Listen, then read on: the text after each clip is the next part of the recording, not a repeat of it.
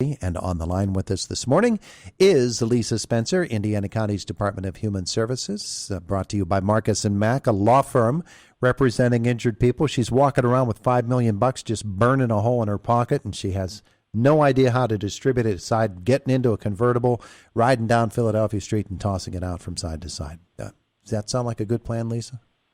Well, I'm pretty sure I'm not allowed to do that, but but it sounded pretty good for the minute. Good morning. Good morning. It's so beautiful outside, so it's a good day to be on with you.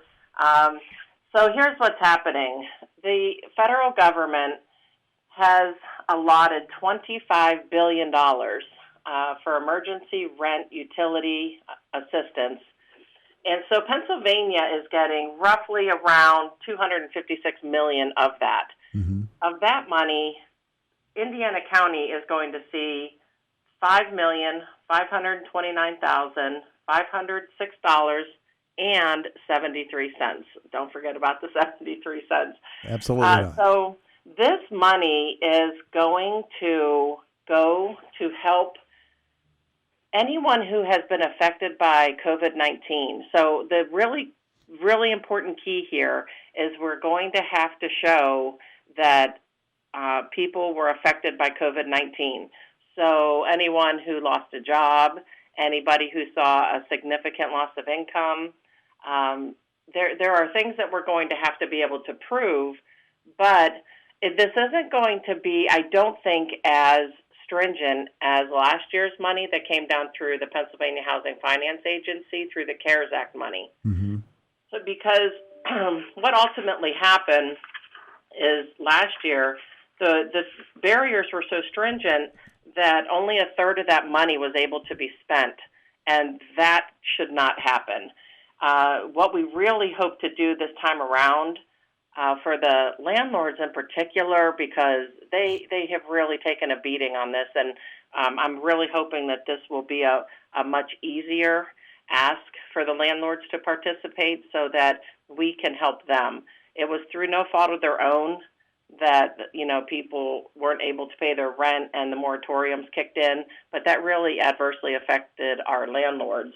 So this is more than $5.5 million. More than $5.5 million for rent and utility assistance, and you're working under a deadline in order to get this money allocated, or you got to give it back, right? Right. Well, first of all, the first deadline we have, this all dropped in our laps last Wednesday, and we've been scurrying around very quickly trying to get this organized and get it together.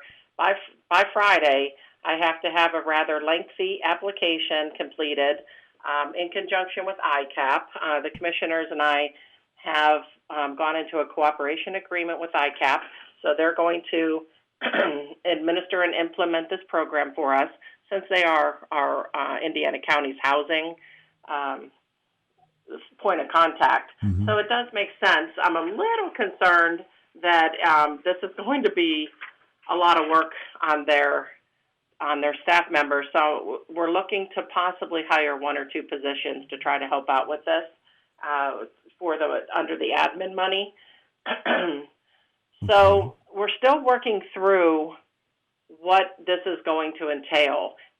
Even though the money's coming, I believe the money's set to drop on Friday or Monday, but we still have to get our lives organized because we've only had a little bit of time to try to figure out exactly what the instructions and requirements that the state just sent to us last week. We're still trying to detail all that down because we have to follow the rules.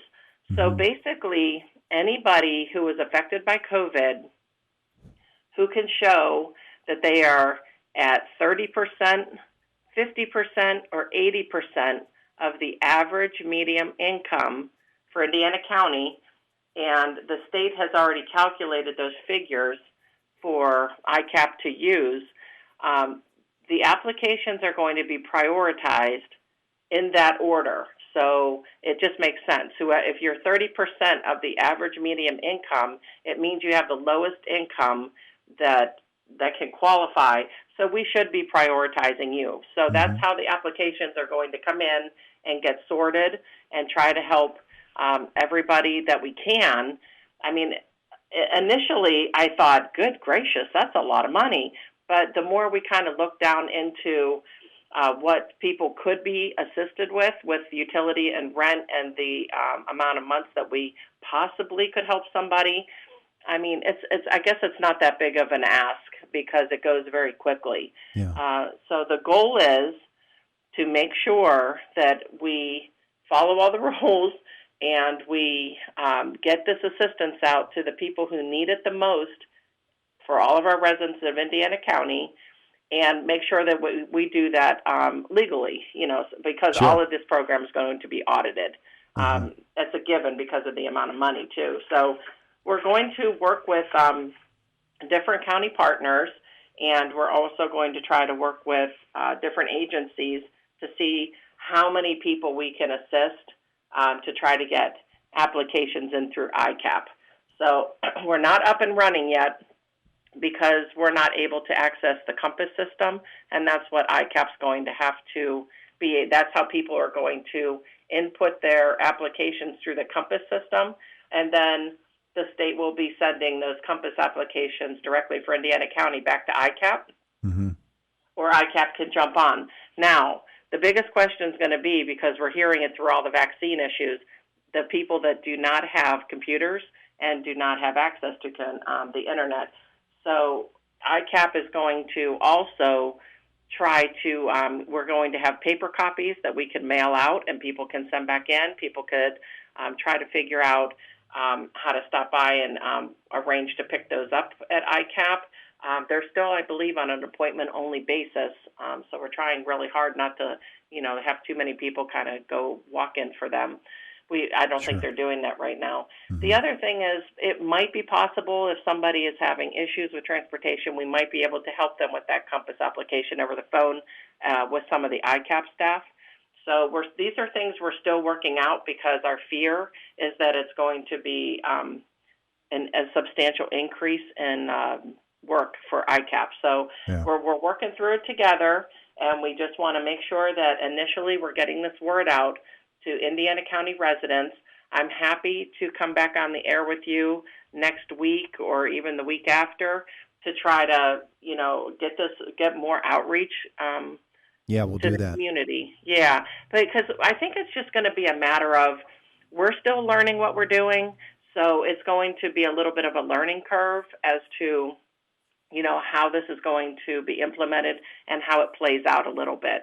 So this money, we need to spend 65% of our allotment of that over $5.5 million by the end of July 31st. And if we do not, then the state will take the money back and reallocate it to a different county or whatever else they do with it. Yeah. So we're really wanting that money to stay in Indiana County, and we really want to help our residents. So when we have a chance, I think what we'll do, Todd, is when I finally know that we're up and running for those Compass applications, I will give you a call, and we will try to get something for next week to try to figure out what we could do to get this word out. Would that work? That's a good plan. That's a real good plan. So we want to stay right up on top of this with you. So we're talking about emergency rent or utility assistance. So the people that you're targeting are landlords and renters and people having trouble with their electric bill and gas bill and things of that nature. Yes, and so this is not for homeowners. I think I'm not really sure what's happening for actual homeowners because we're not involved in that process. So this is strictly related to rentals and renters.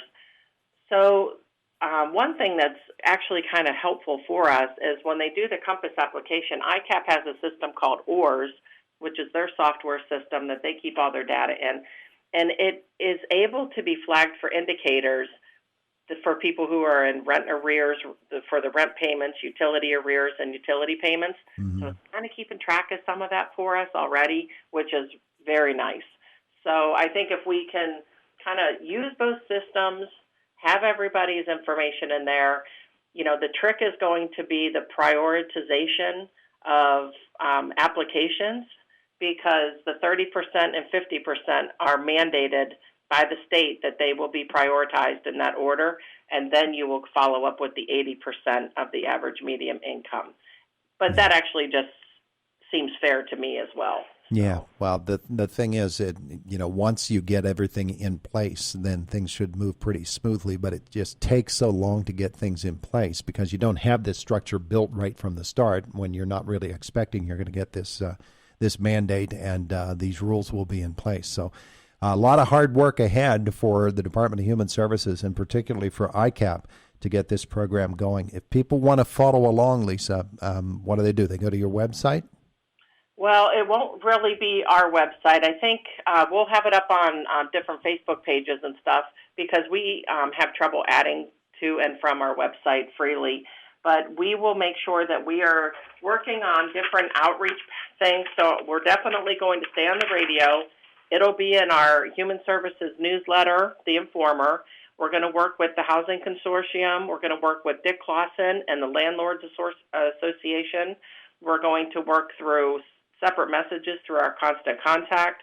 There'll be something in the chamber mailing. Facebook pages for all of our programs will have this on. ICAP's Facebook page will have this on. We're going to look at doing quick little announcements in the Punxsutawney Spirit, the Indiana Gazette, the Blairsville Dispatch. We're also going to send out flyers through all of the food banks here in town.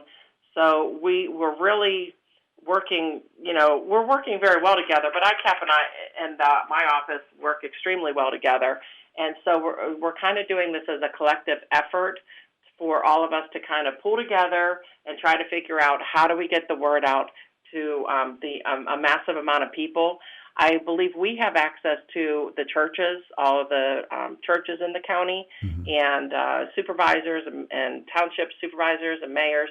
So I think we're going to be sending this information, the flyer, out to all of those aspects. We're going to use everything that we can get. Everything that we have, we're going to use to try to get the information out.